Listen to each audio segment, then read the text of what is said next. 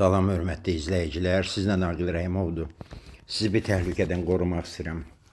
Bu təhlükə instinktiv manevr etmədir. Qəfil manevr etmədir. Bax, sağımızda bu dəqiqə avtomobil gedir və qarşıda avtobus var. Biz qazdan ayağımızı çəkirik və sağdakı avtomobili buraxırıq. Niyə görə?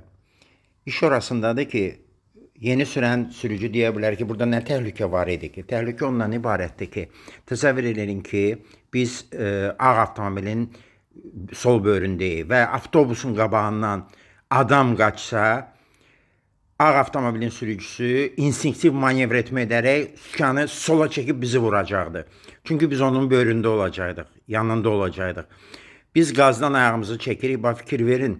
Qazdan ayağımızı çəkirik, onu buraxırıq ki, avtobus qəfil tərpənsə sola və yaxud qabağından adam qaçsa, həmin ağ avtomobilin sürücüsü qəfil sola verəndə boşluğa düşsün, bizi vurmasın.